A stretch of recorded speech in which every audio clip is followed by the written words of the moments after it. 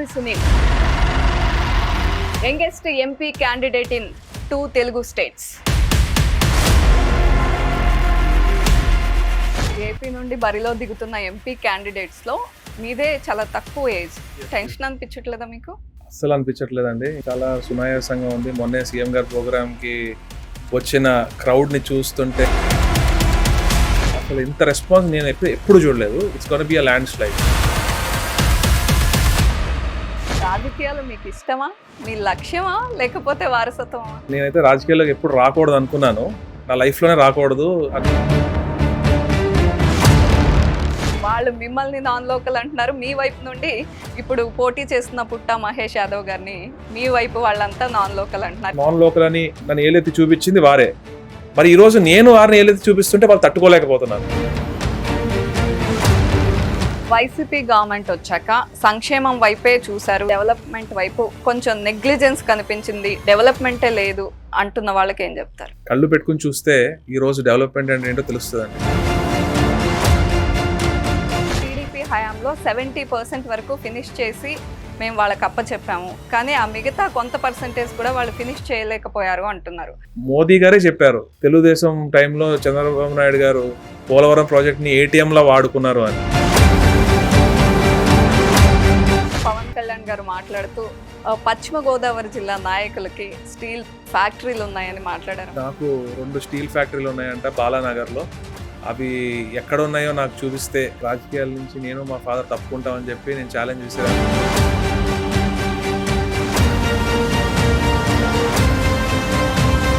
Hi, నేను Deepa. Welcome to Dial News. Karumuri Sunil, youngest MP candidate in 2 Telugu states. Yes, నిజంగా ఆయన చాలా చిన్న వయసులో ఏలూరు ఎంపీ క్యాండిడేట్గా వైసీపీ తరపు నుండి బరిలో దిగబోతున్నారు. మరి ఏలూరు నియోజకవర్గానికి, ఆ పార్లమెంటు పరిధిలో ఉన్న నియోజకవర్గాల్లో ప్రజలకు కావాల్సిన విషయాలేంటి, ఇక్కడ చేయాల్సిన అభివృద్ధి ఏంటి, ఆయన ప్రజలతో ఏ విధంగా మమేకం అవుతున్నారు, ప్రజలు ఏ ఏ విషయాలతో ఆయన దగ్గరకు వస్తున్నారు, ఇవన్నీ మన పాడ్కాస్ట్ లో తెలుసుకుందాం. నమస్తే అండి. నమస్తే అండి. Welcome to Dial news. Thank you very much. ఎట్లా సాగుతోంది ప్రచారం అంతా? చాలా బాగా నడుస్తుందండి. లాస్ట్ ఫ్యూ డేసే కాబట్టి చాలా ప్లేసెస్ కవర్ చేయాల్సింది కూడా ఉంది కాబట్టి టైం దొరకలేదు. లంచ్ బ్రేక్ లో ఇలా పెట్టుకున్నాం కాబట్టి just got some time. AP నుండి బరిలో దిగుతున్న ఎంపీ క్యాండిడేట్స్ లో మీదే చాలా తక్కువ ఏజ్. టెన్షన్ అనిపించట్లేదా మీకు? అస్సలు అనిపించట్లేదండి. ఇంకా ఎనర్జీ ఎక్కువ అవుతుందా? చాలా సునాయాసంగా ఉంది. మొన్నే సీఎం గారి ప్రోగ్రామ్ కి వచ్చిన క్రౌడ్ ని చూస్తుంటే కానివ్వండి, మా ఎమ్మెల్యేలతో మేము తిరుగుతున్నప్పుడుగా ప్రజల్లోంచి వచ్చిన రెస్పాన్స్ కానివ్వండి, ఇవన్నీ చూస్తుంటే గ్రౌండ్ లెవెల్లో ఇంత బాగుండడం నేను ఎప్పుడు చూడలేదు. నేను 2009 ఎలక్షన్ చూసాను, 6 చూసాను, మా ఫాదర్ జడ్పీటీసీ ఎలక్షన్ చూసాను, 9, 14, 19 లో ఆల్మోస్ట్ వైసీపీ వేవ్ కదా. అప్పుడు కన్నా ఇప్పటికంటే ఇప్పుడు బాగుంది. ఎందుకంటే ముఖ్యంగా మహిళలు ఎక్కడికక్కడ బయటికి వచ్చి హారతలు ఇవ్వడం కానివ్వండి, గుమ్మడికాయలతో దిష్టి తీయడం కానివ్వండి, హార్ట్ఫుల్ గా అసలు ఇంత రెస్పాన్స్ నేను ఎప్పుడు చూడలేదు. It's gonna be a land slide. సిద్ధం సభలు చూస్తున్నారు అందరూ, కానీ అది నిజంగా వచ్చే జనం కాదు, డబ్బులు ఇచ్చి తీసుకొస్తున్నారు అని మాట్లాడుతున్నారు. దట్స్ నాన్ సెన్స్ అండి. ఎందుకంటే పోలవరం కాన్స్టిట్యున్సీకి, చింతలపూడి కాన్స్టిట్యున్సీకి, ఏలూరు సిద్ధం దెందులూరు సిద్ధం సభకి నేను ఇన్ఛార్జ్ గా ఉన్నాను. అసలు 1 రూపాయి కాదు కదా, మంచినీళ్ళు తప్ప ఎక్కడైనా మేబీ లీడర్స్ ఏమైనా ఫుడ్ పెట్టుకున్నారేమో కానీ 1 రూపాయి కూడా ఖర్చు పెట్టలేదండి. అస్సలు నేనే దానికి సాక్ష్యం. ఓకే, అయితే ప్రచారంలో తిరుగుతున్నప్పుడు చాలా సునాయాసంగా ఉంది అన్నారు. రాజకీయాలు మీకు ఇష్టమా, మీ లక్ష్యమా, లేకపోతే వారసత్వమా? వారసత్వం అంటే నేనైతే రాజకీయాల్లోకి ఎప్పుడు రాకూడదు అనుకున్నాను. నా లైఫ్ లోనే రాకూడదు. చాలా సర్ప్రైజింగ్ గా ఉంది. బేసికల్ గా నేను ఎప్పుడు బ్యాక్ ఎండ్ లో ఉండి మా ఫాదర్ సపోర్ట్ చేస్తూ ఉండేవాడిని. కాకపోతే జగన్మోహన్ రెడ్డి గారు ఫాదర్ ని మినిస్టర్ చేసిన తర్వాత నాకు కూడా నువ్వు కూడా కొంచెం మామూలుగా గడప గడప తిరుగుతూ ఉండాలి, డాడీ బిజీగా ఉంటారు కదా. ఎప్పుడు హింట్ ఇచ్చారు ఇది? 2022లో. అంటే నన్ను పాలిటిక్స్ లోకి రమ్మనేమి కాదు, జస్ట్ ఊరికే గడప గడప చేద్దాము, డాడీ మంత్రిగా అయిన తర్వాత బిజీగా ఉంటారని చెప్పి నేను తణుకులో గడప గడప చేయడం జరిగింది. ఐ థింక్ 40% నేను టౌన్ లో మొత్తం 40% నేనే కవర్ చేశాను. సో ఆ టైంలో నేను మన బాయ్స్ హై స్కూల్కి వెళ్ళాను. అప్పుడు వెళ్ళినప్పుడు ఐ వాజ్ షాక్. నాడు నేడు అన్న ప్రోగ్రామ్ నడుస్తుంది అని తెలుసు, ఆ వీడియోస్ చూశాను. కాకపోతే నిజంగా అలా ఉందో లేదో నాకు తెలియదు అప్పటికి. కానీ నేను తణుకుకి వెళ్ళి ఆ స్కూల్కి వెళ్ళి స్కూల్లో డిజిటల్ క్లాస్ రూమ్స్ కానీ, పిల్లలకి ట్యాబ్స్ కానీ, డిజిటల్ లైబ్రరీస్ చూసి, అలానే మ్యాథ్స్ ల్యాబ్స్, అలానే సైన్స్ ల్యాబ్స్, అక్కడ పిల్లలు the way they are enjoying, చదువుకుంటూ ఎంజాయ్ చేస్తున్నారు. మంచి బెంచెస్ కానివ్వండి, ఇవన్నీ చూసి ఒక కార్పొరేట్ స్కూల్, ఇన్ఫ్యాక్ట్ నేను చదువుకున్న స్కూల్ కానివ్వండి, నేను ఈ మధ్య కాలంలో చూస్తున్న స్కూల్స్ కూడా కానివ్వండి, I don't want take out names, అలాంటి స్కూల్స్ లో కూడా ఈ ఫెసిలిటీస్, ప్రైవేట్ స్కూల్స్ లో కూడా అలాంటి ఫెసిలిటీస్ లేవు. ఎందుకంటే నాకు బాయ్స్ హై స్కూల్కి నేను 2009 నుంచి చూస్తా ఉన్నాను. ఒకప్పుడు గోడలకు సరిగా పెయింట్లు కూడా ఉండేవి కాదు. అలాంటిది ఆ స్కూల్ అంటే ఒక ముఖ్యమంత్రి అయ్యుండి పిల్లలకి ఓట్లు కూడా ఉండవు, కానీ పిల్లల కోసం ఇంత జాగ్రత్త తీసుకునే ముఖ్యమంత్రి భారతదేశంలో ఎవ్వరూ లేరు అని ఒకటి అనిపించి, జగన్మోహన్ రెడ్డి గారు లాంటి నాయకులకి మనం తోడుండాలని అనిపించి, నేను ఇంకా గడప గడప ఇంకా బాగా చేసి అని చెప్పి నేను తిరగడం జరిగింది. తర్వాత ఆల్ ఆఫ్ సడన్ అది 1 డేలో డిసైడ్ అయ్యి ఈరోజు I'm here now. Right. Sunil గారు, అంటే నాడు నేడు సక్సెస్ఫుల్ అయ్యాయి, అదర్ వే రౌండ్ ఖచ్చితంగా మీరు అన్నట్లు డిజిటల్ క్లాస్ రూమ్స్ బాగున్నాయి, బెంచెస్ బాగున్నాయి, చాలా వాతావరణం అంతా మార్చేశారు, కానీ వాళ్ళకి టీచ్ చేయగలిగే పొటెన్షియల్ ఉన్న టీచర్స్ ని పెట్టలేకపోతున్నారు, అక్కడ ఫెయిల్ అయ్యారు అని మాట్లాడే వాళ్ళకి ఏం చెప్తారు? సో బేసికలీ అండి, మనము ఒక అడుగేసే ముందుకు వెళ్తాము, కానీ మధ్యలో ఎన్నో ఆటంకాలు ఉంటాయి, ఎన్నో ప్రాబ్లమ్స్ వస్తూ ఉంటాయి. వాటిని సర్దుకుంటూ కరెక్ట్ చేసుకుంటూ ముందుకు వెళ్ళాలే, కానీ మనకి ప్రాబ్లమ్స్ వస్తాయని ముందే మనం అనుకుని మనం ఆగిపోతే అక్కడే ఉంటాం. సో జగన్మోహన్ రెడ్డి గారు కూడా ఒక స్టెప్ ముందుకేశారు. నెక్స్ట్ టైంకి రెక్టిఫై చేసుకుని మళ్ళీ దాన్ని బెటరప్ చేసుకుంటారు. So it's continuous process. Minus లోనే ఉంటాయి, ఎవ్రీథింగ్ అంతా ప్లస్ అయిపోవాలి అని చెప్పి, అది భగవంతుడు కాదు, జగన్మోహన్ రెడ్డి గారు కూడా దేవుడు కాదు కదండి.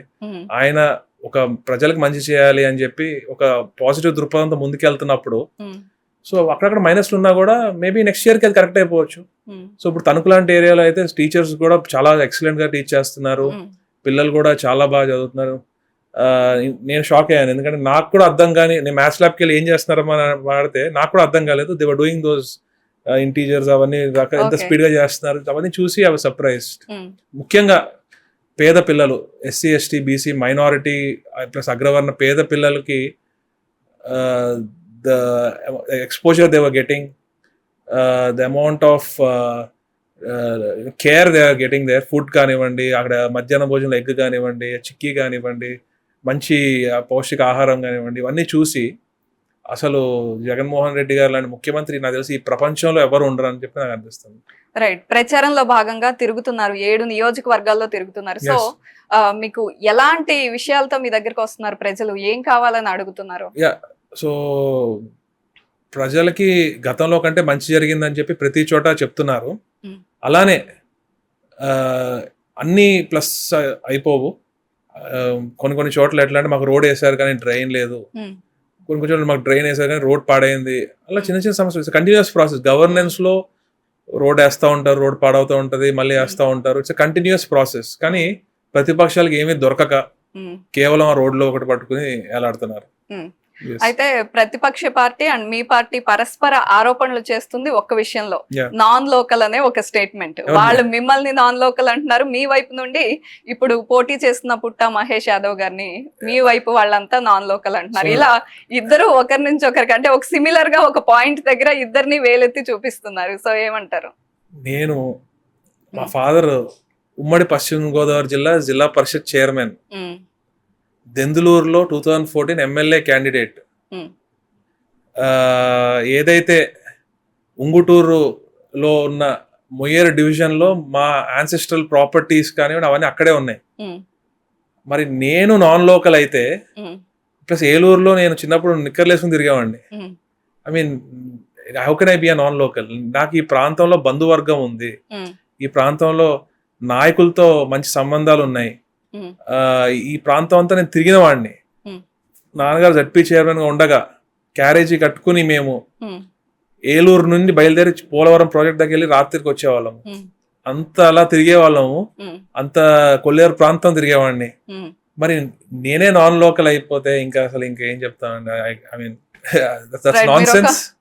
yes. దట్స్ నాన్ సెన్స్ నాకు తెలిసి. ఉమ్. అయితే పోలవరం ప్రాజెక్ట్ వరకు నేను తిరిగేవాడిని అన్నారు కదా, Hmm. ఇప్పుడు ఏలూరు పార్లమెంట్ పరిధిలో ఇది ఒక పెద్ద విషయం అయిపోయింది. ఎస్, అంటే పోలవరం పోలవరం అనేదే వినిపిస్తోంది. అవును. మహేష్ యాదవ్ గారు ఒక స్టేట్మెంట్ ఇచ్చారు, నేను ఖచ్చితంగా నేను గెలిస్తే పూర్తి చేస్తాను పోలవరాన్ని, నేను ₹1,00,00,000 సాయాన్ని ప్రకటిస్తున్నానని. అలాగే పవన్ కళ్యాణ్ గారు కూడా ₹1,00,00,000 ప్రకటించారు. అవును. అంటే పోలవరం గురించి మీ స్టాండ్ ఏంటి? పోలవరం ప్రాజెక్ట్ ని ఎప్పటి నుంచో దాని గురించి వినిపిస్తున్న ఆ ప్రాజెక్ట్ ని గ్రౌండ్ చేసి Hmm. డిజైన్స్ ఫైనల్ చేసింది Hmm. వైఎస్ రాజశేఖర రెడ్డి గారు. పోలవరం అనేది ఎవరు ఎన్ని మాటలు చెప్పినా ఏం చెప్పినా దాన్ని ఒక స్టేజ్కి తీసుకొచ్చింది మాత్రం వైఎస్ రాజశేఖర రెడ్డి గారు మాత్రమే. Hmm. తర్వాత మరి పోలవరం ప్రాజెక్ట్ని 2018లోనే కంప్లీట్ చేసేస్తామని చెప్పి ఆనాటి మంత్రివర్యులు ఉమా గారు అనటం జరిగింది. కానీ దాన్ని కంప్లీట్ చేయలేదు. Hmm. ప్లస్ అలానే వైఎస్ఆర్ కాంగ్రెస్ పార్టీ గవర్నమెంట్ వచ్చేసరికి Hmm. టీడీపీ ప్రభుత్వంలో జరిగిన మిస్టేక్స్ వల్ల డయాఫ్రామ్ వాల్ పోవడం వల్ల ఈ రోజు ఈ డిలే అంతా నడుస్తుంది. Hmm. మరి కేంద్ర నిపుణులే చెప్పారు ఆ డయాఫ్రామ్ వాల్ ముందు వెనక్కి ముందు కట్టడం వల్ల మరి లేట్ అయిందని. మరి ఈరోజు చూసుకుంటే స్పిల్వే కంప్లీట్ చేసింది మరి ఈ ప్రభుత్వంలో. Hmm. మరి అప్రోచ్ ఛానల్ నుంచి నీళ్లు తీసుకొచ్చింది ఈ ప్రభుత్వంలో. Hmm. మళ్ళీ upper coffer dam lower coffer dam complete చేసింది మరి ఈ ప్రభుత్వంలోనే. Hmm. అలానే హైడల్ ఎనర్జీ సంబంధించిన వర్క్స్ కూడా స్పీడ్ గా నడుస్తున్నది మరి ఈ ప్రభుత్వంలోనే. Hmm. మరి ఇన్ని చేస్తున్న జగన్మోహన్ రెడ్డి గారిని ఇప్పుడు కూడా ఒకటే జగన్మోహన్ రెడ్డి గారి ధ్యేయం ఈ ప్రాజెక్ట్ కంప్లీట్ చేసి జాతికి అంకితం చేయాలని. Right. కానీ వారు చేసిన తప్పుల వల్ల ఈ డిలే తప్ప Hmm. ఇది కేంద్రం నుంచి రావాల్సిన నిధుల వల్ల డిలే తప్ప. ఓకే, నిధుల్లో లోపం ఏం లేదు. నిధుల్లో ఉన్నాయి మరి కేంద్రం నుంచి Okay. రావాల్సిన ఉన్నాయి కదా. Okay. ఇది జాతీయ ప్రాజెక్ట్ కాబట్టి Hmm. మరి కేంద్రం నుంచి కూడా రావాలి. Hmm. అలానే డయాఫ్రామ్ వాల్ సంబంధించింది దాన్ని నిపుణులు మరి దాన్ని పరీక్షిస్తున్నారు, దాన్ని ఏం చేయాలి నెక్స్ట్ అని చెప్పి దాని గురించి మరి దాని గురించి అధ్యయనం చేస్తున్నారు. దీనివల్ల డిలేస్ తప్ప అంత తొందరగా కంప్లీట్ చేసి మన జాతికి అంకితం చేస్తే ప్రతి ఒక్కరికి బాగుంటుంది, మంచి జరుగుతుంది. కాబట్టి దీన్ని తొందరగా కంప్లీట్ చేయడమే జగన్మోహన్ రెడ్డి గారి దృక్పథం. రైట్. అయితే టీడీపీ హయాంలో 70% వరకు ఫినిష్ చేసి మేము వాళ్ళకి అప్పచెప్పాము, కానీ ఆ మిగతా కొంత పర్సెంటేజ్ కూడా వాళ్ళు ఫినిష్ చేయలేకపోయారు అంటున్నారు. వాళ్ళు క్లెయిమ్ చేస్తోంది ఇది. సో వైసీపీ పార్టీ దాన్ని ఎంతవరకు ముందుకు తీసుకెళ్ళింది? గత ఎన్నికల్లో అదే హామీ ఇచ్చి వచ్చారు, పోలవరం ఖచ్చితంగా మేము ఫినిష్ చేస్తాము అని. దీన్ని ఎట్లా చూస్తారు? సో 70% కంప్లీట్ చేశారు అని చెప్పుకుంటున్నా కూడా ఏదైతే డయాఫ్రామ్ వాల్ ఉందో అది వారి వల్లే ఫెయిల్ అయ్యింది, వారు చేసిన తప్పిదాల వల్లే అది పోయింది. అంటే అది ఆల్మోస్ట్ -50%కి వెళ్ళిపోయింది అది. మరి దాని 70% ఎట్లా క్లెయిమ్ చేసుకుంటున్నారో మరి వాళ్ళకి ఎవరు ఇచ్చారో మరి అది మరి వాళ్ళనే అడగాలి. 50% అన్నారు కదా, -50% అంటే 20% పడిపోయింది.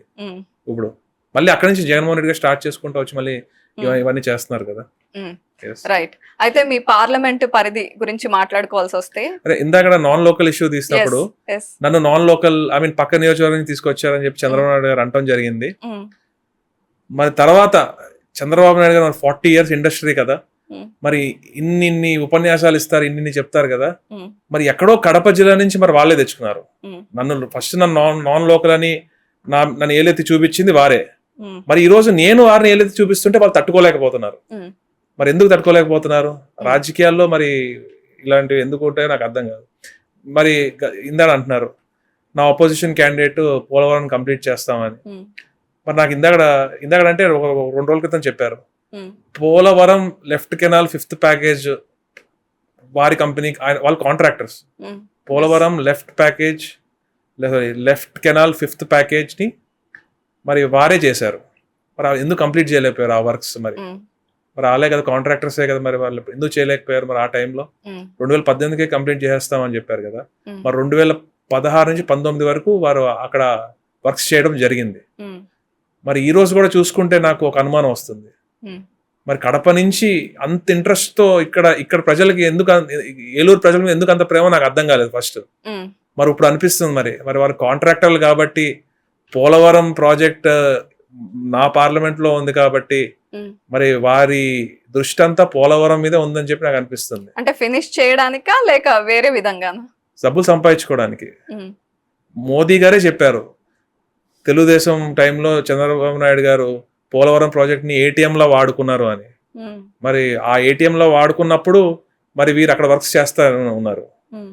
మరి ఈరోజు వారు అంత ఇంట్రెస్ట్ చూపించి ఏలూరు దాకా వచ్చారంటే అది ప్రజల మీద కాదు, నాకైతే అనుమానంగానే ఉంది. పోలవరం ప్రాజెక్ట్ మీదే ఆ దృష్టి అంతా ఉందని నాకు అనిపిస్తుంది. మరి రైట్. మీ ప్రత్యర్థి పార్టీ అంటే కూటమి నుండి మహేష్ గారు పోటీ చేస్తున్నారు. అయితే మీ ఇద్దరికి కొన్ని సిమిలారిటీస్ ఉండేలాగానే ఒక అభ్యర్థిని తీసుకొచ్చారు, కమ్యూనిటీ వైజ్ గా. కానీ yes. ఆ ఆ, మీరు ఎలా అయితే యువ నాయకత్వాన్ని ప్రోత్సహించారో వారు అలాగే కొన్ని లెక్కలు చూసుకుని అలాగే తీసుకొచ్చారు. సో కమ్యూనిటీని బేస్ చేసుకుని చూస్తే అది కొంత మైనస్ అవుతుంది అనిపించట్లేదా మీకు? అంటే డివైడ్ అవుతాయి ఓట్లు మీ కమ్యూనిటీ అవుతాయండి. ఎందుకంటే ఇక్కడ మరి కారుమూరి నాగేశ్వరరావు గారు, కారుమూరి ఫ్యామిలీ అంటే తెలియని వారు ఎవరు లేరు మా జిల్లాలో. మరి ఈ రోజు ఎక్కడో బయట నుంచి ముక్కు మొహం కూడా తెలియదు, మరి వారు ఎవరో కూడా తెలియదు ప్రజలకి. ఇప్పటికీ నేను మీటింగ్స్ లో వాటిల్లో వెళ్తున్నప్పుడు కొంచెం మాకు తెలుగుదేశం వారిలో కూడా మాకు తెలిసిన వాళ్ళు ఉన్నారు, ఇప్పుడు దాకా మేము కలవలేదు అని కూడా చెప్తున్నారు. మరి వారే, అది వారిష్టం. టీడీపీ వాళ్ళు మీతో టచ్ లో కమ్యూనికేషన్ లో ఉండి మీకు చెప్తున్నారా? అంటే ఇప్పుడు పార్టీలు వేరే ఉండొచ్చు, కానీ Yes.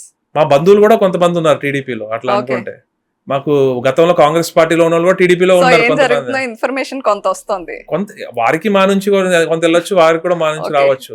సో నాతో యాక్సెసిబిలిటీ అనేది, కారుమూరి ఫ్యామిలీతో యాక్సెసిబిలిటీ అనేది ఇట్స్ డిఫరెంట్ థింగ్ అండి. మేము ఎప్పుడు అవైలబుల్ గా ఉంటాము, డైరెక్ట్ గా ఫోన్ చేసి మాట్లాడతారు. ప్లస్ మాకు, నేను ఏసీ రూముల్లో కూర్చుని రాజకీయాలు చేసేవాడిని కాదు, లేకపోతే ఏసీ రూమ్ లో కూర్చుని స్క్రిప్ట్లు చదివి వీడియోస్ వదిలేవాడిని కాదు. నేను ఎప్పుడు ఆన్ గ్రౌండ్ ఉంటాను, గ్రౌండ్ లోనే ఉంటాను. ప్లస్ ఎవరన్నా వచ్చి నన్ను ఎప్పుడు కావాలంటే అప్పుడు కలవచ్చు కూడా. అయితే కారుమూరి సునీల్ గారికి ఇక్కడ లోకల్ గా ఉన్న సమస్యల మీద అవగాహన లేదు అంటున్న వాళ్ళకి ఏం చెప్తారు? నేను చెప్పాను కానీ ఈ ప్రాంతంలో ఎప్పటి నుంచో చాలా తిరిగిన వాడిని. ప్లస్ నాకు తెలుసు, కానీ నేను 100% నాకు అన్ని తెలుసు అని చెప్పుకోను, అది అబద్ధం అవుతుంది.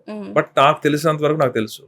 పామ్ ఆయిల్ రైతుల సమస్యలు కానివ్వండి, మరి కొల్లేరు ప్రాంత సమస్యలు కానివ్వండి, అలానే మన చింతలపూడి ఎత్తిపోతల సమస్య కానివ్వండి, నాకు ఇంకా వివిధ రైతు సమస్యలు అవన్నీ నాకు తెలుసు. ఇంకా తెలుసుకోవాలి, తెలిసిన సమస్యను ఎట్లా పరిష్కరించాలి, దాని మీద నేను వర్క్ చేస్తున్నాను.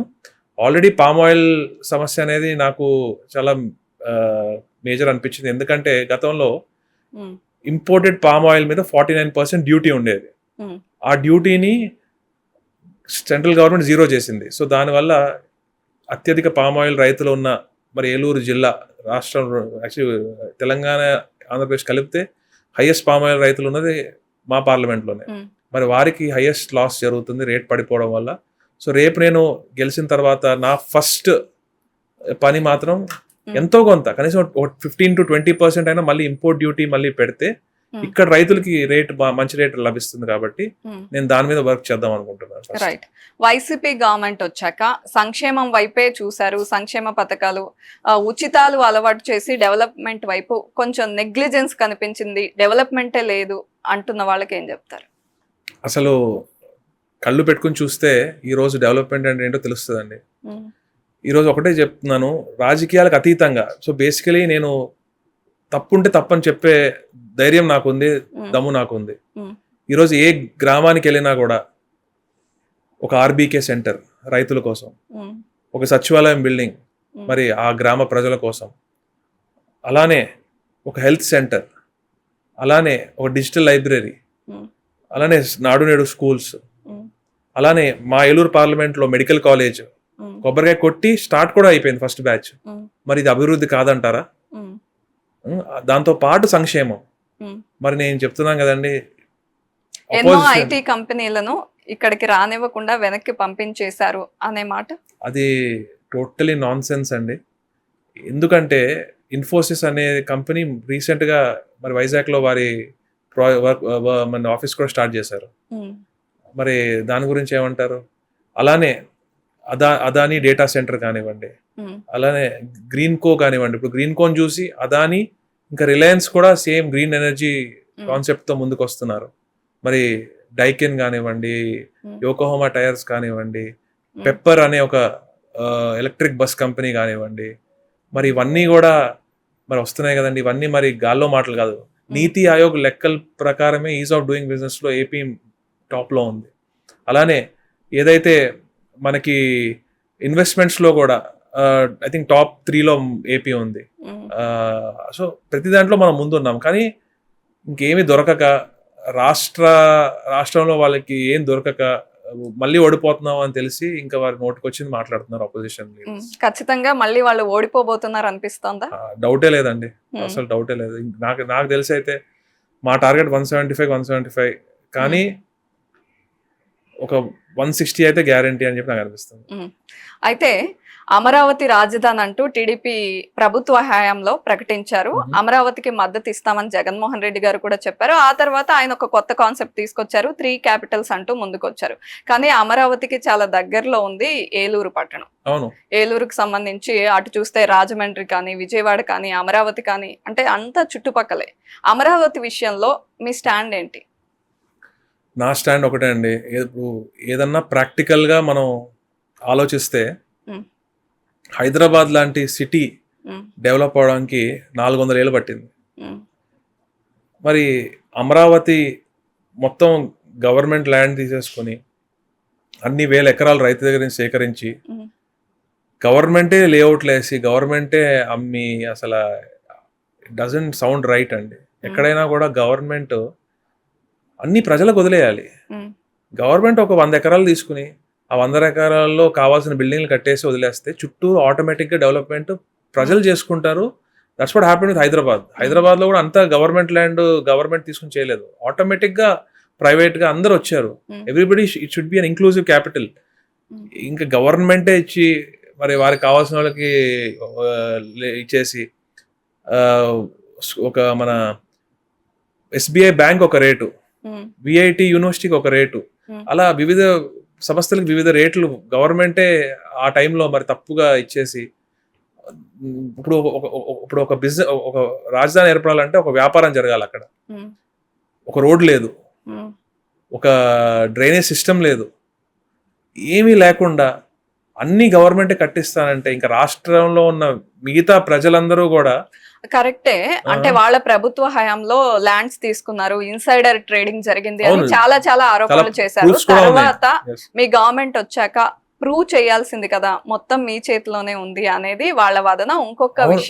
ఇంకొక విషయం అయితే అమరావతి విషయంలో రైతులకు న్యాయం చేయకుండా రాజధాని వైజాగ్ అని ప్రకటించడము, ఇవన్నీ వాళ్ళ బాధని చూస్తే మీకేమనిపించలేదా రైతుల్ని? సో ఫస్ట్ ఆఫ్ ఆల్ అండి, మీరు ఫస్ట్ ఏమన్నారంటే ఇన్సైడ్ ట్రేడింగ్ జరిగిందని ప్రూవ్ చేయలేకపోయారా అంటే, మరి వాళ్ళకి ఎక్కడ ల్యాండ్స్ కావాలో అక్కడ ల్యాండ్స్ ఎవరెవరు కొనుక్కున్నారో ఆ లిస్టులతో సహా అన్ని బయట పెట్టడం జరిగింది.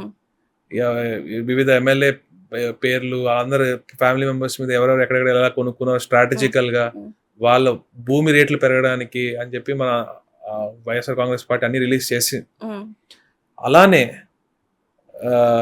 ఎక్కడైతే రింగ్ రోడ్ వస్తుందో అక్కడే స్ట్రాటజికల్ గా ల్యాండ్లు కొనడం ముందే, హెరిటేజ్ కానివ్వండి, ఇంకా వివిధ వేరే వాళ్ళందరికీ కూడా కానివ్వండి, power misuse of power clear గా కనిపిస్తుంది అక్కడ. మరి ఇంతకంటే ప్రూఫ్స్ మరి ఇంకేం కావాలో నాకు అర్థం కావట్లేదు. అలానే రైతుల గురించి మాట్లాడితే నిజంగా చెప్పాలంటే రైతుల్ని ఏ రోజైతే రైతుల దగ్గర నుంచి ల్యాండ్ సేకరణ చేశారో ఆ రోజే రైతులు కడుపు కొట్టేశారండి. ఎందుకంటే 3 పంటలు పండే భూమిని మరి అలా రైతుల దగ్గర నుంచి లాక్కున్నారో ఆ రోజే రైతులు కడుపులు టీడీపీ వాళ్ళు కొట్టారు. మరి ఇప్పుడు రాష్ట్రంలో అక్కడ కొంతమంది రైతులు ముఖ్యమా, కానీ రైతులు ఆందోళన చేస్తున్న టీడీపీ మీద కాదు, వైసీపీ మీద. మాకు అన్యాయం చేశారు, అన్యాయం జరిగిందంటూ వైసీపీ మీద. ఇప్పుడు అమరావతిని లెజిస్లేటివ్ క్యాపిటల్ గా ఉంచారు. అమరావతిని ఏమి ఇప్పుడు పూర్తిగా సిఆర్డిఏ అన్ని ఉన్నాయి. మరి క్యాపిటల్ గా కావాలంటే మరి ఓన్లీ ఆ రైతులా, ఇంకా వేరే రైతులందరూ రైతులు కదా? ఇప్పుడు మా ఏలూరు జిల్లాలో ఉన్న రైతులు కాదా? మా ఏలూరు జిల్లాలో ఉన్న రైతులు కూడా అట్లా కాదండి, రైతులే కానీ వాళ్ళు భూములు ఇచ్చి ఉన్న రైతులు. భూములు ఇచ్చి ఉన్నా కూడా వారికి అక్కడ లెజిస్లేటివ్ క్యాపిటల్ ఉంది. మరి గ్రోత్ అనేది మరి ఉంటది కదా. అమరావతికి ఉన్న మైనస్లు ఏంటి, వైజాగ్ ఉన్న ప్లస్లు ఏంటి? వైజాగ్ ఖచ్చితంగా, Vizag is a very well design city. ఒక రోడ్ వ్యవస్థ ఉంది, రైలు వ్యవస్థ ఉంది, విమానాశ్రయం ఉంది, అలానే ఇట్స్ లైక్ కాస్మోపాలిటన్ కల్చర్ ఉంది వైజాగ్ లో, ఎందుకంటే వివిధ రాష్ట్రాల నుంచి కానీ ఆర్మీ బేస్ ఉండడం వల్ల, అన్ని రాష్ట్రాల వారు అక్కడ ఉండడం వల్ల ఒక మంచి కల్చర్ ఉంది. అలానే ఏదైతే రేపు పొద్దున ఫారెన్ ఇన్వెస్ట్మెంట్స్ కానీ పోర్ట్ ఉంది, మరి ఇన్ని బెనిఫిట్స్ ఉన్న వైజాగ్ ని రేపు ఒక నెక్స్ట్ ముంబైలో అవుతుంది, కానీ మరి అమరావతిని అలా చేయాలంటే ఒక 200-300 ఏళ్ళు పడుతుంది. అప్పటికి మనం ఎవరో అదే ఉండం కూడా. వైజాగ్ ని డెవలప్ చేయాలంటే ఎన్నేళ్ళు పడుతుంది వైజాగ్ ఆల్రెడీ డెవలప్డ్ అండి. ఇప్పుడు వరల్డ్ క్లాస్ ఎయిర్పోర్ట్ వస్తుంది, జిఎంఆర్ ఎయిర్పోర్ట్ వస్తుంది, world class airport. Already road వ్యవస్థ ఉంది, ఒక లేఅవుట్ ఉంది, ఒక ప్లాన్ ఉంది, అన్ని ఉన్నాయి. ఇప్పుడు అమరావతికి డ్రైనేజ్ తవ్వడానికే మరి 1000 కోట్లు అయిపోతుంది. అలాంటిది ఇక్కడ ఆల్రెడీ సిస్టమ్ ఉన్న చోట జస్ట్ మనం గవర్నమెంట్ ల్యాండ్ అవైలబిలిటీ ఉంది, మరి మంచి. సో వివిధ కంపెనీస్ కూడా మనం ఇన్వైట్ చేసి మనం వారికి ల్యాండ్ ఇచ్చి మనం మంచి చేయొచ్చు. అదే అమరావతి అయితే అక్కడ ప్రజలు లేరు. నిజంగా చెప్పాలంటే అటు సైడ్ నేను ఫస్ట్ టైం వెళ్ళినప్పుడు షాక్ అయ్యాను. అసలు ఏంటి ఇది, ఒక అడవిలా ఉంది అక్కడ. బేసికల్ గా చెప్పాలి మొత్తం అసలు డెజర్ట్ లా ఉంది. ప్లస్ అక్కడ ఒక రోడ్డు లేదు, ఒక డ్రైనేజ్ సిస్టమ్ లేదు, ఏమి అసెంబ్లీ మన అసెంబ్లీ, హైకోర్టు, సచివాలయం తప్ప అక్కడ ఇంకేమీ లేవు. అదే డెవలప్, అది కూడా వారు తాత్కాలిక భవనాలనే చెప్పారు, పర్మనెంట్ కూడా కాదు అవి. మరి ఎన్ని 1000 కోట్లు, ఎన్ని లక్షల కోట్లు కావాలండి మనకి ఒక సిటీని డెవలప్ చేయడానికి. సో రాష్ట్రంలో ఉన్న అందరి ఇన్కమ్ తీసుకొచ్చి అక్కడ పెట్టేస్తే అప్పుడు మనకి సిటీ డెవలప్ అవుతుంది. అప్పుడు మిగతా వారంతా మరి ఫైనాన్షియల్ గా వీక్ అయిపోయి కేవలం ఒక్క ప్రాంతం వారే డెవలప్ అవ్వాలంటే అది కరెక్ట్ కాదు. మళ్ళీ మాకు సపరేట్ స్టేట్ కావాలని చెప్పి ఎవరన్నా గొడవ చేస్తే మళ్ళీ అందరూ లాస్ అవుతాం. అందుకే జగన్మోహన్ రెడ్డి గారు మరి అన్ని ప్రాంతాలు సమంగా ఎదగాలని చెప్పి మరి ఈ కాన్సెప్ట్ తీసుకొచ్చారు. కర్నూలులో మరి జ్యుడిషియల్ క్యాపిటల్, లెజిస్లేటివ్ క్యాపిటల్, ఇంకా వైజాగ్ లో మరి అడ్మినిస్ట్రేషన్ క్యాపిటల్ అని చెప్పి తీసుకొచ్చారు. రైట్. వైఎస్ఆర్సీపీ సింగిల్ గా పోటీ చేస్తోంది, కానీ చాలా మంది అటే సపోర్ట్ ఉన్నారు, మేధావులు కానీ, లేకపోతే పవన్ కళ్యాణ్ గారు, బీజేపీ, టీడీపీ కలిసి కట్టుగా కూటమిగా బయలుదేరారు. ఈ 3 రాజధానుల అంశం కూడా ప్రధానంగానే తీసుకున్నారు. ఇది ఖచ్చితంగా ఫెయిల్యూర్ కాన్సెప్ట్. 3 రాజధానులు అనేవి ఎప్పుడు సక్సెస్ అవ్వలేదు, ఇతర దేశాల్లో చూసాం కదా అనేది వాళ్ళ పాయింట్. సో బేసికలీ అండి, మేధావులు అని చెప్పుకుంటారు. ఇప్పుడు ఎవరు సర్టిఫికేట్ ఇస్తారో మరి నాకు తెలియదు. ఎవరైతే పేదలకి పెత్తందారులకి మధ్యలోనే ఇక్కడ ఈ రోజు ఎలక్షన్ జరుగుతుందండి. అంటే ఎవరు పేదలు, ఎవరు పెత్తందారులు?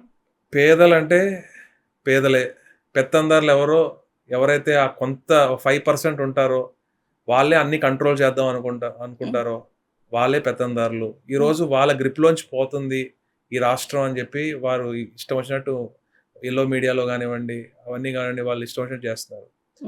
గ్రోత్ అంటే ఇంక్లూజివ్ గ్రోత్ ఉండాలండి. ఉట్టి అర్బన్ గ్రోత్ ఉంటే, ఇప్పుడు హైదరాబాద్ డెవలప్ చేశాము అని అన్నారు చంద్రబాబు నాయుడు. మరి ఈరోజు ఇప్పుడు కూడా ఈ ప్రాంతం అంతా మరి ఆంధ్రప్రదేశ్ మన క్యాపిటల్ లేకుండా ఈ బాధలను ఎందుకు పడుతున్నాం? నేను చెప్తున్నా, క్యాపిటల్ సరిగా లేదు, అందరూ హైదరాబాద్ లో ఇన్వెస్ట్ చేశారు. మళ్ళీ మనం అమరావతిని ఒక్కదాన్ని డెవలప్ చేసేసుకుంటే మళ్ళీ తర్వాత ఉత్తరాంధ్ర వాళ్ళు సపరేట్ స్టేట్ అడిగితే మళ్ళీ తర్వాత ఏమైనా ఇబ్బందులు వస్తే మళ్ళీ రాష్ట్రం అంతా మళ్ళీ బాధపడాల్సి వస్తుంది. కాబట్టి జగన్మోహన్ రెడ్డి గారు ఆ భేదాలు లేకుండా సమన్యాయం ఉండేలాగా అందరూ ఇంక్లూజివ్ గ్రోత్ ఎప్పుడైతే ఉంటుందో, అర్బన్ ఏరియాసే కాదండి, రూరల్ ఏరియాస్ కూడా గ్రో అవ్వాలి. ఈ రోజు నేను అబ్జర్వ్ చేసింది ఏంటంటే అర్బన్ ఏరియాస్, రూరల్ ఏరియాస్ కి గ్యాప్ తగ్గిపోతుంది. They are becoming equal.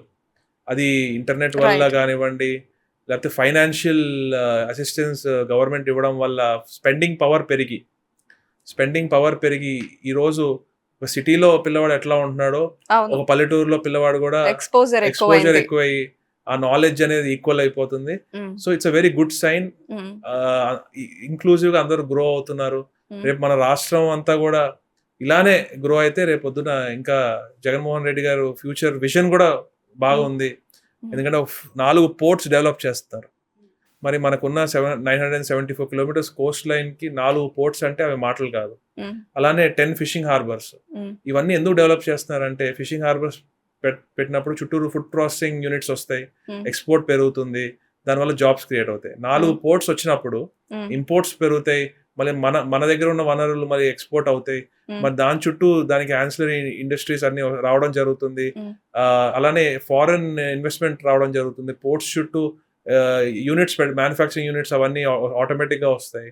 So Jaganmohan Reddy ఒక విజన్ ఉన్న నాయకుడు కాబట్టి ఇవన్నీ జరిగినప్పుడు జాబ్స్ క్రియేట్ అవుతాయి. రేపొద్దున మన పిల్లలు అటు సైడ్ మన బెంగళూరు, మన చెన్నై, ఢిల్లీ వెళ్ళక్కర్లేదు. ఈ 5 ఏళ్లలో ఎవరు వెళ్ళలేదా అండి?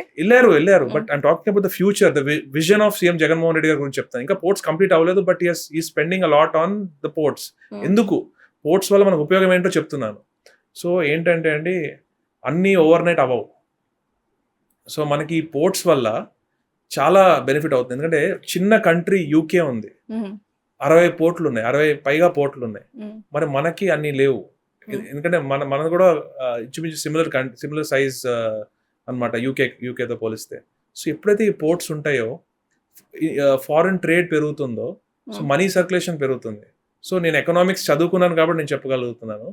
సో ఎప్పుడైతే ట్రేడ్ పెరుగుతుందో అప్పుడు మనీ సర్క్యులేషన్ పెరిగితే కొత్త జాబ్స్ క్రియేట్ అవుతాయి కాబట్టి more foreign money will come in. So అప్పుడు it will help the state to grow well. So దానివల్ల మనకి చాలా మంచి జరుగుతుంది. ప్లస్ మనం ఒట్టి సాఫ్ట్వేర్ ఇండస్ట్రీని నమ్ముకుంటే సరిపోదు. ఈరోజు అమెరికాలో ఉన్న వాళ్ళు కానివ్వండి, ఇక్కడ హైదరాబాద్ లో ఉన్న వాళ్ళు కానివ్వండి, జాబ్స్ ఎప్పుడు పోతాయో అని భయపడతా బతుకుతున్నారు. నాకు తెలిసి నా ఫ్రెండ్సే కొంతమంది ఉన్నారు. అంటే గ్యారంటీ లేదు ఈరోజు, ఎందుకంటే ఈ రిసెషన్ ఎఫెక్ట్ కానివ్వండి, కోవిడ్ ఎఫెక్ట్ ఇంకా నడుస్తుంది ఇండస్ట్రీలో. So it doesn't look that great.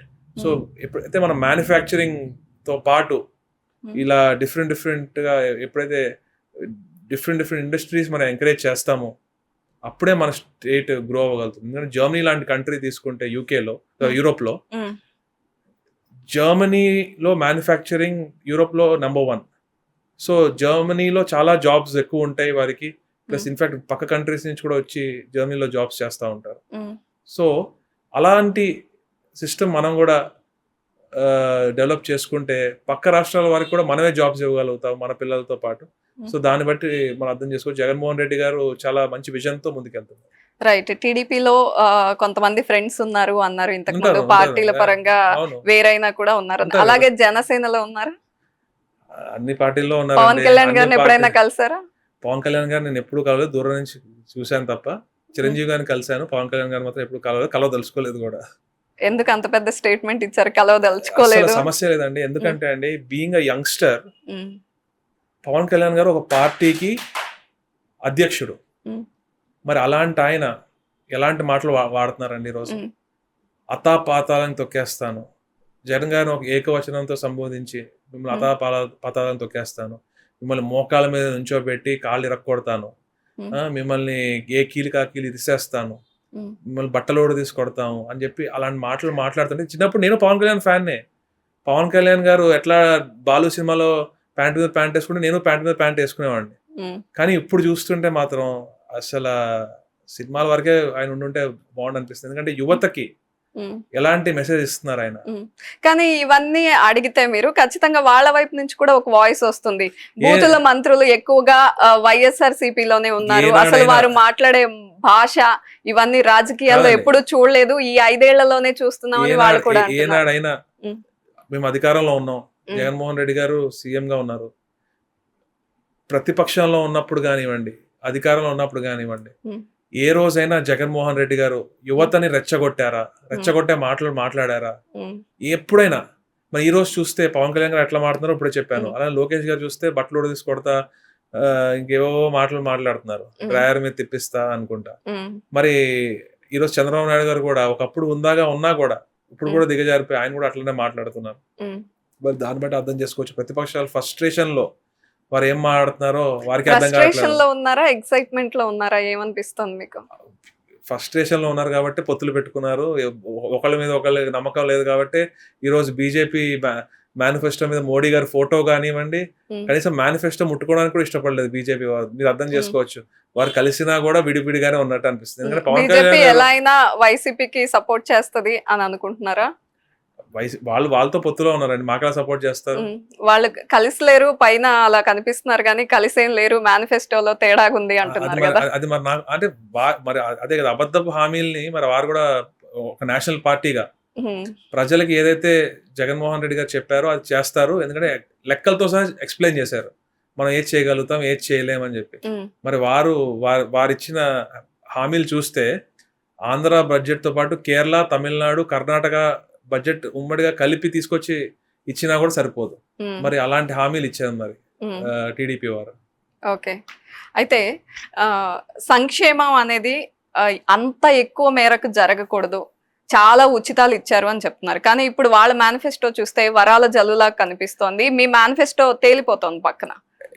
ఒకటి చెప్పాలండి, ఉమ్, ఇదే అపోజిషన్ వారు ఫస్ట్ ఏమన్నారు, శ్రీలంక అయిపోతుంది, ఉమ్, అప్పులు ఎక్కువైపోతున్నాయి, yes, అవన్నీ ఆరోపణలు చేసి ఈ ఉమ్, 5 years బురద జల్లి ఉమ్, మళ్ళీ అవే మా పథకాలనే పేరు మార్చి అమౌంట్స్ మార్చి ఉమ్, పెట్టారు అంటే మీరు అర్థం చేసుకోవచ్చు. ఉమ్, మేము సక్సెస్ అయ్యాం కాబట్టి వారు కాపీ కొట్టి అవి పెట్టారు. ఉమ్. సింపుల్. రైట్. ఈ మధ్య పవన్ కళ్యాణ్ గారు మాట్లాడుతూ పశ్చిమ గోదావరి జిల్లా నాయకులకి స్టీల్ ఫ్యాక్టరీలు ఉన్నాయని మాట్లాడారు. అవన్నీ చూసారా? ఆ క్లిప్పింగ్స్ ఏమన్నా మీ వరకు వచ్చాయా? చూసాము, ఆల్రెడీ సవాల్ కూడా విసరడం జరిగింది. ఉమ్, మరి నాకు 2 స్టీల్ ఫ్యాక్టరీలు ఉన్నాయంట బాలానగర్ లో. ఉమ్. అవి ఎక్కడ ఉన్నాయో నాకు చూపిస్తే. మీకు కూడా తెలీదా? నాకు తెలీదు, మరి ఎక్కడ ఉన్నాయో Okay. చూపిస్తే పవన్ కళ్యాణ్ గారికి ఒకటి, చంద్రబాబు నాయుడు గారు కూడా గిఫ్ట్ డీడ్ ఇచ్చేసి ఉమ్, మరి నేను రాజకీయాల నుంచి నేను మా ఫాదర్ తప్పుకుంటామని చెప్పి నేను ఛాలెంజ్ విసిరాను. మరి ఎవరు యాక్సెప్ట్ చేయలేదు, ఇంకా స్టిల్ వెయిటింగ్. ఉమ్. సో స్టీల్ ఫ్యాక్టరీస్ అసలు ఏం లేవు. అసలు స్టీల్ ఫ్యాక్టరీలు పెట్టాలంటే ఉమ్, కడప స్టీల్ ఫ్యాక్టరీ పెడదామని చెప్పి గవర్నమెంట్ ట్రై చేస్తుంది. ఎంత కష్టపడుతున్నారు, ఎన్ని ఇబ్బందులు, ఎన్ని అడ్డంకులు అంటే మైన్ దొరకాలి, ఉమ్, దానికి ఎంతో అమౌంట్ కానివ్వండి, ఇవన్నీ కావాలి.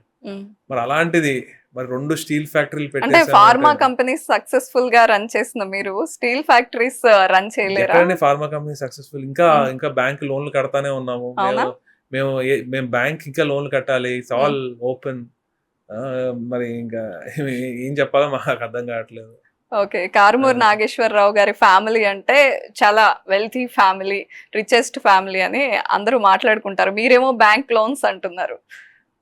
నిజం చెప్పాలంటే, వాస్తవం చెప్పాలంటే, Hmm. C everything is open అండి. ROC రికార్డ్స్ లో మాకు ఏమేమి లోన్స్ ఉన్నాయో ఏమున్నాయో అన్ని, మా కంపెనీకి ఏం అప్పులు ఉన్నాయో అన్ని ఓపెన్ గా ఉంటాయి. ఉమ్, అవి మీరు చెక్ చేసుకోవచ్చు. That is the fact. Um, and కావాలని బురద జల్లి జల్లుతూనే ఉన్నారు, మేము పడుతూనే ఉన్నాము. కానీ మేమేంటో, మా ఫ్యామిలీ ఏంటో ప్రజలకు తెలుసు కాబట్టి we're just moving ahead. Right. Final గా ఏలూరు పార్లమెంట్ పరిధిలో ఉన్న నియోజకవర్గాల్లో ఎమ్మెల్యేలను గెలిపించుకోవాల్సిన బాధ్యత కూడా మీ మీద ఉంటుంది ఖచ్చితంగా. సో ఎంతమంది ఎమ్మెల్యేలను గెలిపించబోతున్నారు? మేము లాస్ట్ టైం లాగా 7కి 7 గెలవబోతున్నాం ఏలూరు పార్లమెంట్ తో పాటు.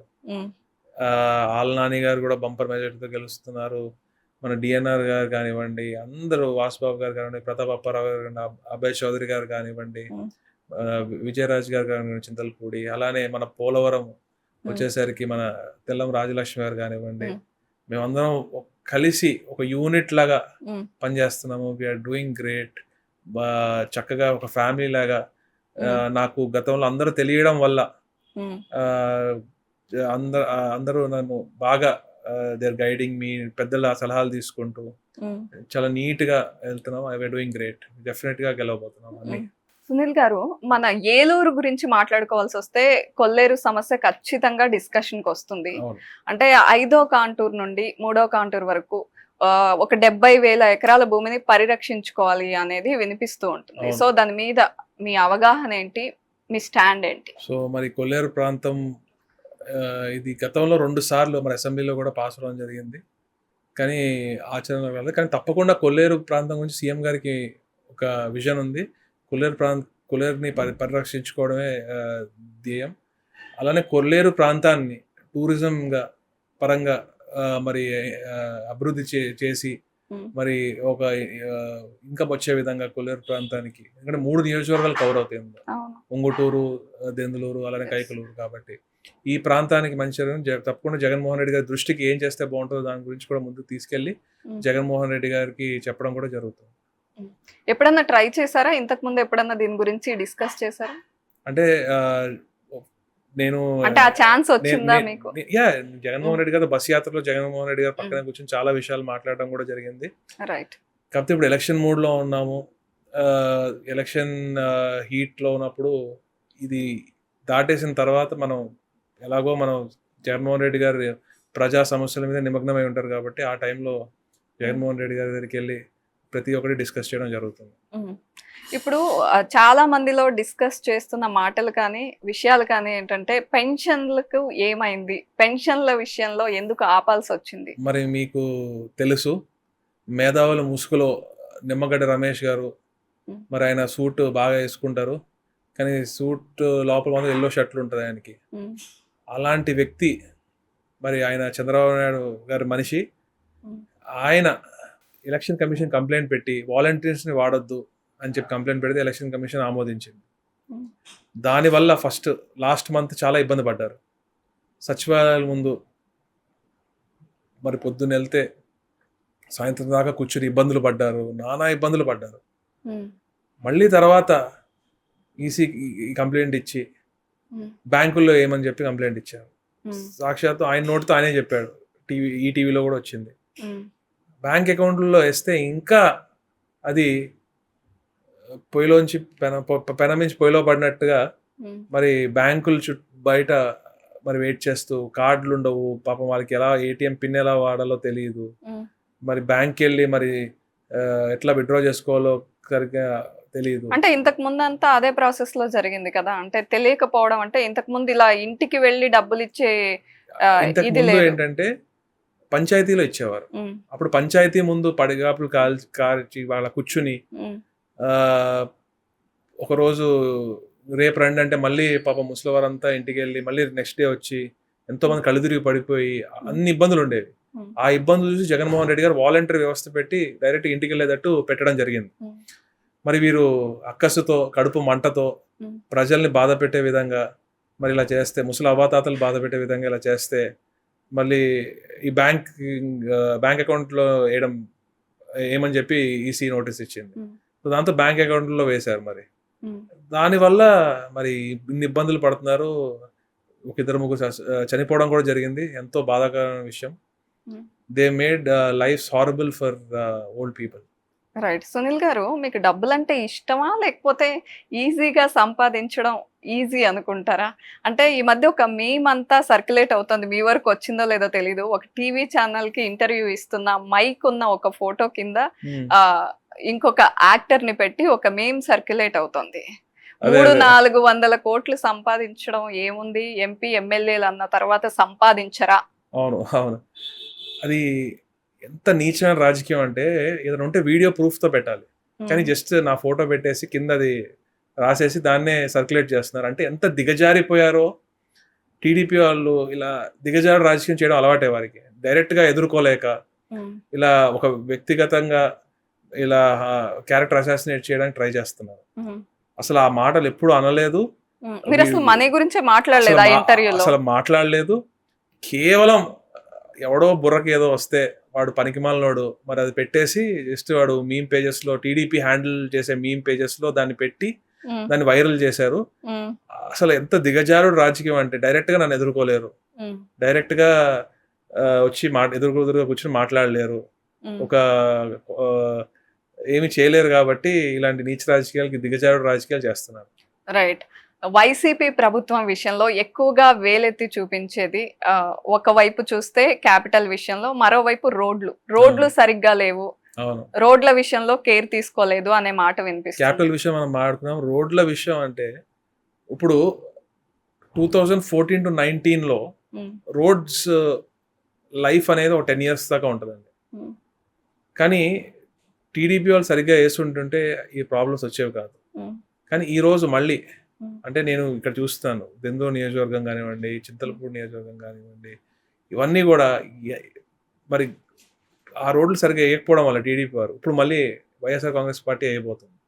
వేసింది కూడా, ఆల్రెడీ చాలా కంప్లీట్ చేసింది. అంటే ఏజెన్సీ ఏరియాలో ఇబ్బంది పడుతున్నారు అనేది. అవును, కైకలూరుకి ఒకప్పుడు ఏలూరు నుంచి వెళ్ళాలంటే 1.5 hours పట్టేది, బట్ ఈరోజు 20 minutes లో వెళ్ళిపోవచ్చు. ఎందుకంటే అంత అద్భుతంగా రోడ్డు వేయడం జరిగింది. మరి దానికి కారణం ఈ ప్రభుత్వం.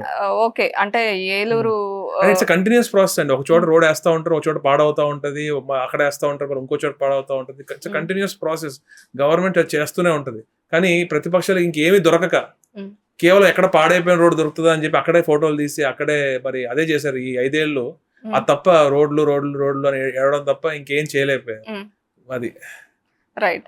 ల్యాండ్ టైటిలింగ్ యాక్ట్ అనేది బాగా డిస్కషన్ అవుతోంది. దీని గురించి ఏమంటారు, మీ స్టాండ్ ఏంటి? అసలు ఈ ల్యాండ్ టైటిలింగ్ యాక్ట్ అనేది ఫస్ట్ లోక్సభలో పాస్ అవ్వాలి, తర్వాత రాజ్యసభలో పాస్ అవ్వాలి. మరి అక్కడ పాస్ అయిన తర్వాత రాష్ట్రాలకి మరి కేంద్రం గైడ్ లైన్స్ ఇస్తే ఇంప్లిమెంట్ అవుతుంది.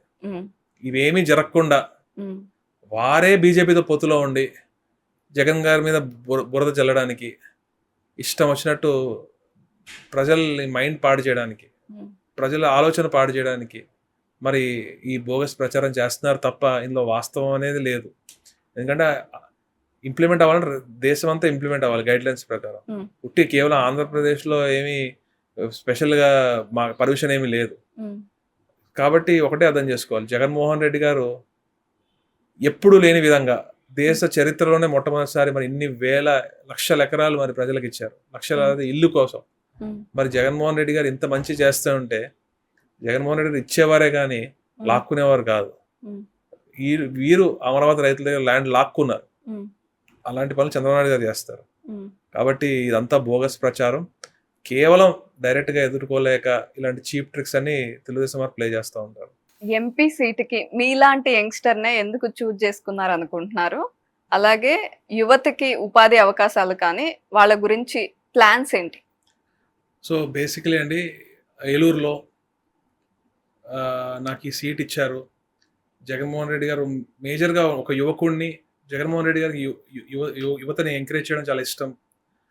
బట్ అది నాకే వస్తుందని చెప్పి నేను అనుకోలేదు. బట్ ఐఎమ్ వెరీ లక్కీ అని ఫీల్ అవుతున్నాను. ప్లస్ నాకు ఈ ఆపర్చునిటీ ఇచ్చినందుకు నేను జగన్మోహన్ రెడ్డి గారికి, పార్టీకి మంచి పేరు వచ్చే విధంగా I'll give my 100% and I'll work really hard. తర్వాత ఏలూరు పార్లమెంట్లో యువతకి నేను ఫస్ట్ ప్రయారిటీ రైతులకి ఇస్తాను. ఎందుకంటే రైతు సమస్యలు తెలుసుకున్నాను, ముందు అవి అడ్రస్ చేయాలి. తర్వాత రెండో ప్రయారిటీ మాత్రం నా యువతకే ఇస్తాను. డెఫినెట్గా ఒక యువకుడిని కాబట్టి జగన్మోహన్ రెడ్డి గారు నన్ను ముందు నుంచోబెట్టారు. నేను డెఫినెట్గా యువతకి ఒక మంచి చేయాలి అని చెప్పి, ఫస్ట్ ఆఫ్ ఆల్ ఏంటంటే ఏలూరు పార్లమెంట్లో గవర్నమెంట్ ల్యాండ్ ఎక్కువ ఉంది, అవైలబిలిటీ ఉంది. సో ఏదైనా ఒక కేంద్ర ఎడ్యుకేషన్ ఇన్స్టిట్యూట్ వచ్చే విధంగా, లేదా ఏదైనా ఒక కేంద్ర పారిశ్రామిక సంస్థ, మన బిహెచ్ఎల్ లాంటిది, బిఎల్ లాంటివి, అలాంటివి ఏమన్నా వచ్చే విధంగా నేను దాని మీద వర్క్ చేద్దామని చెప్పి అనుకుంటున్నాను. దాంతోపాటు ఇక్కడ చాలామంది ఏలూరు పార్లమెంట్ నుంచి ఎంతోమంది బిజినెస్ మెన్ ఇప్పుడు అంతా మంచి మంచి పొజిషన్స్లో ఉన్నారు. ఎందుకంటే ఇక్కడ ఆంటర్ప్రెన్యూర్స్ ఎక్కువ. ఈ ఉమ్మడి గోదావరి జిల్లాలో ఆంటర్ప్రెన్యూర్స్, బిజినెస్ పీపుల్ ఎక్కువ. హైదరాబాద్ వెళ్ళి చేసేవాళ్ళు, ముంబై వెళ్ళి చేసేవాళ్ళు చాలా ఎక్కువ. ఎవరికైతే ఇంట్రెస్ట్ ఉంటుందో బిజినెస్ చేయాలని, వారి కోసం కొన్ని సదస్సులు పెట్టి సబ్సిడీస్ గురించి కానివ్వండి, ప్రజెంట్ మార్కెట్ ట్రెండ్స్ గురించి కానివ్వండి, నిపుణులతో అవగాహన సదస్సులు పెట్టి వారికి కారుమూరి సేవా సమితి అని ఉంది మా ఫాదర్ది, దాని నుంచి పెడదాం అనుకుంటున్నాను. అలానే మన ఆంధ్రప్రదేశ్ స్కిల్ డెవలప్మెంట్ సైడ్ నుంచి ఆంధ్రప్రదేశ్ స్కిల్ డెవలప్మెంట్ వారితో కలిసి మరి జాబ్స్ మేళా కండక్ట్ చేసి ఎవ్రీ 1 yearకి ఒకసారి కండక్ట్ చేసి దాని గురించి కూడా నేను వర్క్ చేద్దాం అనుకుంటున్నాను. ఎందుకంటే అందరికీ ఉట్టి జాబ్స్ చేయాలని ఉండదు, బిజినెస్ చేయాలని ఉంటుంది. బట్ వాళ్ళకి రైట్ ట్రాక్ తెలియకపోవచ్చు. సో బ్యాంక్ లోన్స్ గురించి కానివ్వండి, ఇవన్నీ గురించి కానీ వాళ్ళకి అవగాహన ఇస్తే, ప్లస్ అలానే నేను కారుమూరి సేవా సమితి నుంచి ఒక సీడ్ ఫండ్ పెట్టబోతున్నాను. ఎవరికన్నా ఐడియాస్ ఉంటే యువతకి నన్ను అప్రోచ్ అయితే మరి వారికి ఫండింగ్ చేసే విధంగా, ఆ ఐడియాని దాన్ని పెద్ద చేసే విధంగా. అంటే ఈ విషయాలన్నీ మీరు ప్రజలతో కలుస్తున్నారు ఇప్పుడు, ఇవన్నీ వాళ్ళతో చెప్పగలుగుతున్నారు? ఇవన్నీ ఓపెన్ గా ఏ మీటింగ్కి వెళ్ళినా, ఎక్కడికి వెళ్ళినా ఇవన్నీ డిస్కస్ చేయడం జరుగుతుంది, ఇవన్నీ మాట్లాడడం జరుగుతుంది. ముఖ్యంగా ఒక యువకుడిని కాబట్టి నా యువతకి ఏదో ఒకటి చేసుకోవాలి, వాళ్ళకి ఒక బెనిఫిట్ ఏదైనా అవ్వాలి నా వల్ల. అప్పుడు రేపు నన్ను గుర్తుపెట్టుకోవాలి ఈ పార్లమెంట్లో అందరూ, నెక్స్ట్ 10 years అయినా కూడా చెప్పి నేను వీటి మీద వర్క్ చేస్తున్నాను. సునీల్ గారు, జనరల్ గా ఏమవుతుందంటే అసెంబ్లీ అనేసరికి ఎమ్మెల్యే ఎవరున్నారు, వాళ్ళ ఫేస్ వాల్యూ ఏంటి, వాళ్ళ బ్యాక్గ్రౌండ్ ఏంటి అంతవరకే చూస్తారు. ఎడ్యుకేషన్ గురించి ఎక్కువగా ప్రజలు కూడా పట్టించుకోరు. కానీ ఎంపీ విషయం వచ్చేసరికి ఖచ్చితంగా వాళ్ళ ఎడ్యుకేషన్ ఏంటి, వాళ్ళు ఎంతవరకు చదువుకున్నారు అనేది చూస్తారు. ఎస్. సో ఆ ఎడ్యుకేటెడ్ ఎంపీ అనే విషయంలో మీ స్టాండ్ ఏంటి? సో నేను ఇంటర్ దాకా ఇండియాలో చదువుకున్నానండి. ఇంటర్ అయిన వెంటనే నేను యూకేలో బిజినెస్ మేనేజ్మెంట్ విత్ ఎకనామిక్స్ కూడా అందులో మేజర్ సబ్జెక్ట్ తీసుకున్నాను నేను. సో ఎకనామిక్స్ బిజినెస్ మేనేజ్మెంట్ కూడా ఎకనామిక్స్ కూడా చదివాను. మళ్ళీ దాని తర్వాత వెంటనే నేను కొన్ని బిజినెస్ ఎక్సలెన్స్ కోర్సెస్ కూడా చేయడం జరిగింది. అలానే యూకేలోనే. సో యూకేలో 5 years ఉన్నాను. అక్కడ ఒక 3 months వర్క్ కూడా చేయడం జరిగింది. బట్ ఇండియా వచ్చేయాలి అనే దాని మీద నేను జాబ్ రిజైన్ చేసి వెనక్కి కూడా వచ్చేసాను. అలానే నేను యుఎస్లో హార్వర్డ్ యూనివర్సిటీలో కూడా, హార్వర్డ్ బిజినెస్ స్కూల్లో కూడా I did a couple of short term courses. ఇప్పటికి కూడా లెర్నింగ్ నాలెడ్జ్ గెయిన్ చేయడం అనేది ఇట్స్ కంటిన్యూస్ ప్రాసెస్. అది దానికి ఒక బ్రేక్ అంటూ ఉండకూడదు. సో నేను 2 లక్షల పుస్తకాలు చదివానని చెప్పుకోను, కానీ ఇప్పుడు కూడా నేను ఏదో ఒక course, online course, Harvard business school online course చేస్తూనే ఉంటాను. ప్లస్ ఇప్పుడు కూడా emerging markets in global economy దాని మీద కూడా నేను ప్రస్తుతం I'm still on a course on that అన్నమాట. ఓకే. సో కంటిన్యూస్ గా ఇవన్నీ విచ్ కోర్స్ అంటే what type of emerging markets in global economy, like India is an emerging market ఇప్పుడు గ్లోబల్ ఎకానమీలో. సో దాని గురించి మన ఇండియా ఇంపాక్ట్ ఏంటి వరల్డ్ మీద, సో దాని గురించి నేను ప్రస్తుతం ఒక కోర్స్ చేస్తున్నాను. సో అదేంటంటే ఇవన్నీ వీటి వల్ల ఉపయోగం ఏంటంటే డిఫరెంట్ ఆస్పెక్ట్స్ ఆఫ్ బిజినెస్ కానివ్వండి, ఎకానమీ కానివ్వండి, అన్నీ కవర్ అవుతాయి. సో రేపు ఇవన్నీ నేను చదువుకున్నప్పుడు ఏలూరు పార్లమెంట్కి నేను ఎట్లా ఉపయోగించగలుగుతాను, how I can make a difference in my parliament, and also being a youngster, how I can help my fellow youngsters to grow in a different way that they achieve their goals. So దీని మీద నేను work out చేస్తున్నాను. మన ఏలూరు పార్లమెంట్లో youngsters ఎక్కువ కూడా కాబట్టి దాని I continue doing all these courses నాకు ఇంట్రెస్ట్ ఉన్నంత వరకు, just to make a difference. సరే, మీరు అక్కడ చదువుకున్నారు కానీ మీకు పొలిటికల్ బ్యాక్గ్రౌండ్ ఉంది, వచ్చారు, ఇప్పుడు ఇక్కడ మీకు ఛాన్స్ వచ్చింది. కానీ చాలా మంది అక్కడ ఉన్న ఎన్ఆర్ఐస్ కి ఇక్కడ బిజినెస్లు పెట్టాలని థాట్ ఉంటుంది, మదర్ కంట్రీకి ఏదో ఒకటి చేయాలనే థాట్ చాలా మందికి ఉంటుంది.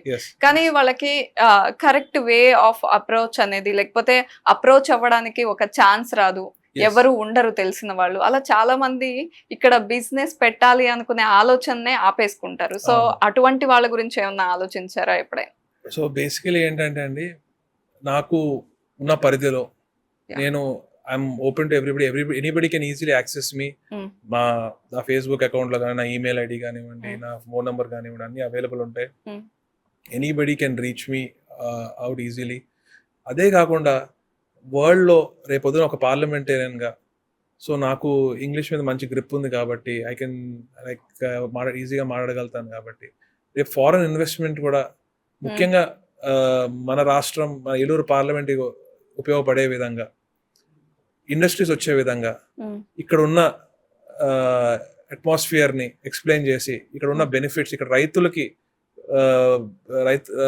ఎలాంటి ఇండస్ట్రీస్ పెట్టచ్చు, అలానే ఆక్వాకి సంబంధించిన ఇండస్ట్రీస్ ఎట్లా పెట్టచ్చు, అలానే పామ్ ఆయిల్కి సంబంధించిన ఇండస్ట్రీ కానీ, ఇక కోకో ఫార్మర్స్ ఉన్నారు, కోకోకి సంబంధించిన ఇండస్ట్రీస్ కానివ్వండి, అవన్నీ నేను ఎక్స్ప్లెయిన్ చేసి ఒక పవర్ పాయింట్ ప్రెజెంటేషన్తో వివిధ సదస్సులు అవన్నీ జరుగుతూ ఉంటాయి. కాబట్టి అక్కడ ఏలూరు పార్లమెంట్ని ఒక డిస్ప్లే చేసుకుంటూ ఇక్కడ అనుకూలతల గురించి ఎక్స్ప్లెయిన్ చేసి, ఇక్కడ మనకు హైవే ఉంది ఏలూరు పార్లమెంట్లో, సో హైవే చుట్టూ ఇండస్ట్రీస్ వచ్చే విధంగా నేను దాన్ని అందరికి ముందు తీసుకెళ్ళి ఒక ప్రెజెంటేషన్ లాగా ప్రిపేర్ చేసి, మరి ఇన్కమ్, ఫారెన్ ఇన్వెస్ట్మెంట్ వచ్చే విధంగా, అలానే మన దేశంలోనే వివిధ సంస్థలు ఉన్నాయి, వారికి ఒక ప్రెజెంటేషన్ పంపించి ఏలూరు పార్లమెంట్కి మరి ఇన్వెస్ట్మెంట్ వచ్చే విధంగా నేను కష్టపడదాం అనుకుంటున్నాను. రైట్. ఫైనల్ గా మీ ఏలూరు పార్లమెంట్ సీట్ గురించి మాట్లాడుకోవాల్సి వస్తే, TDP versus YCP and BC అభ్యర్థిపై బీసీ అభ్యర్థి పోటీ, అవును, యాదవ్ కమ్యూనిటీపై యాదవ్ కమ్యూనిటీకి పోటీ, అవును. అంటే ఈ స్ట్రాటజీ అంతా వర్కౌట్ అవుతుంది అనిపిస్తుందా? TDP strategy? జగన్మోహన్ రెడ్డి గారండి సామాజిక న్యాయం చేశారు ఆల్రెడీ. మంత్రి పదవుల్లో కానివ్వండి, ఎమ్మెల్యే సీట్లలో కానివ్వండి, గతంలో కంటే ఎక్కువ ఇచ్చారు బీసీలకు కానీ, మిగతా ఎస్సీ ఎస్టీ మామూలుగానే ఇచ్చారు కాబట్టి, రిజర్వ్డ్ ఉన్నాయి కాబట్టి. జగన్మోహన్ రెడ్డి గారు అటు వైజాగ్ నుంచి అటు మన శ్రీకాకుళం నుంచి ఇటు నరసరావుపేట దాకా మరి 5 రిజర్వ్డ్ కాన్స్టిట్యూన్సీస్ పక్కన పెడితే ఎంపీ సీట్లలో 20లో 12 బీసీలకు ఇవ్వడం జరిగింది. మరి 50% కంటే ఎక్కువ బీసీలకు ఇచ్చారు. మరి దీన్ని బట్టి అర్థం చేసుకోవచ్చు జగన్మోహన్ రెడ్డి గారు ఎలా వర్క్ చేస్తున్నారు. అలానే గతంలో మరి నలుగురిని రాజ్యసభ పంపించడం జరిగింది. ఆర్ కృష్ణయ్య గారు కానివ్వండి, మోపిదేవి వెంకటరమణ గారు కానివ్వండి, మన పిల్లి సుభాష్ చంద్రబోస్ గారు కానివ్వండి, అలానే ఇప్పుడు గొల్ల బాబురావు గారు కానివ్వండి, నలుగురు పంపించారు మరి రాజ్యసభకి. బీదా మస్తాన్ రావు గారు కానివ్వండి. మరి గతంలో ఎందుకు టీడీపీ ఇవ్వలేకపోయింది? కేవలం ఆ టైంలో అమ్ముకున్నారు వాళ్ళు సీట్లు, రాజ్యసభ సీట్లు అమ్ముకున్నారు కాబట్టి. జగన్మోహన్ రెడ్డి గారు అలా కాదు కాబట్టి, అందరికి సముచిత స్థానం ఇస్తారు కాబట్టి జగన్మోహన్ రెడ్డి గారు మరి ఈరోజు ముఖ్యంగా బీసీ కమ్యూనిటీకి చేత పెద్దపీట వేశారు. అలానే ఎస్సీ ఎస్టీ మైనారిటీ కూడా, అలానే అగ్రవర్ణ పేదలకు కూడా మంచి చేసిన ఏకైక ముఖ్యమంత్రి జగన్మోహన్ రెడ్డి గారు. అలానే ఏలూరు పార్లమెంట్కి వస్తే స్వతంత్రం వచ్చినప్పటి నుంచి ఎప్పుడూ ఒక బీసీ క్యాండిడేట్కి ఏ ప్రధాన పార్టీ సీట్ ఇవ్వలేదు. అలాంటిది మొట్టమొదటిసారి లాస్ట్ టైం ఎప్పుడు ఒక సామాజిక వర్గం ఇచ్చేవారు, but last time Jaganmohan Reddy గారు దాన్ని బ్రేక్ చేసి మరి వెల్మాస్కి ఇవ్వడం జరిగింది, శ్రీధర్ గారికి ఇవ్వడం జరిగింది.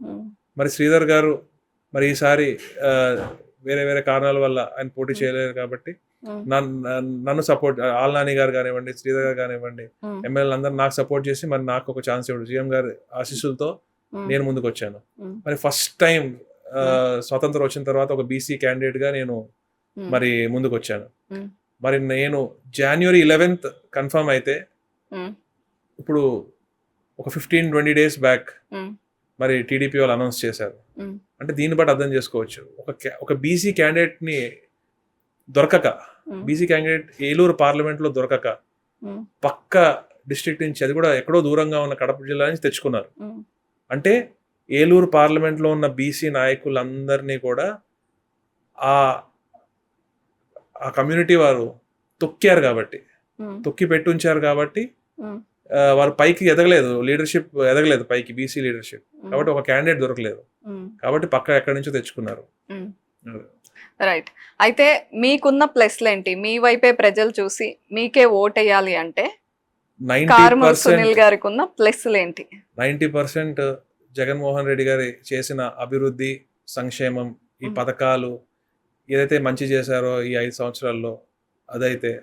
రెండోది 10% నాకు మా ఫాదర్ జడ్పీ చైర్మన్గా కానివ్వండి, మినిస్టర్గా కానివ్వండి చేసింది, దానివల్ల నాకు అది మిగతాది నాకు కలిసి వస్తుంది తప్ప ఇంకా. అండ్ ఇప్పుడు నన్ను నేను ప్రూవ్ చేసుకోవాలి.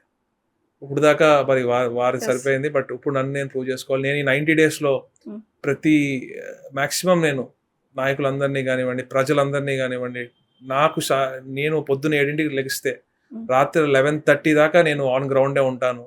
అందరినీ కలుసుకుంటూ ముందుకెళ్తా ఉన్నాను, సమస్యలు తెలుసుకుంటా ఉన్నాను, వాళ్ళ కష్టాలు నష్టాలు, వాళ్ళకి జరిగిన మంచి గురించి తెలుసుకుంటా ఉన్నాను, అన్నీ మాట్లాడుకుంటా ఉన్నాను.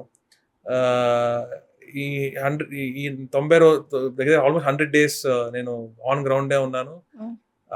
అంతే తప్ప ఇప్పుడు ఇంకా ఒక ప్రణాళిక రూపొందించుకుని రేపొద్దున్న గిరిజన ప్రాంతాలకి, పోలవరం గిరిజన ప్రాంతం మరి వారు కొంచెం వెనకబడతాం ఎక్కువ, వారికి మంచి జరిగే విధంగా రేపొద్దున్న మరి గిరిజన శాఖ మంత్రిత్వం కేంద్రం నుంచి ఏదైతే తీసుకురావాలో, ఏదైతే ఇండస్ట్రీస్ వచ్చే విధంగా కానివ్వండి, ఒక army base already Kotagiri Sridhar గారు వర్క్ చేసి ఉన్నారు దాని మీద, దాన్ని నేను ముందు కంటిన్యూ చేసే బాధ్యత నా మీద ఉంది. దాని మీద వర్క్ చేయడం కానివ్వండి, అలానే కొల్లేరు ప్రాంత సమస్యలు కానివ్వండి, చింతలపూడి ఎత్తిపోతల సమస్య కానివ్వండి, వీటన్నిటి గురించి ఒక ప్రణాళిక రూపొందించుకుని నేను నెక్స్ట్ 5 years నేను పోరాడదాం అనుకుంటున్నాను. Right. Thank you so much Sunil గారు. థ్యాంక్ యూ అండి. Thank you.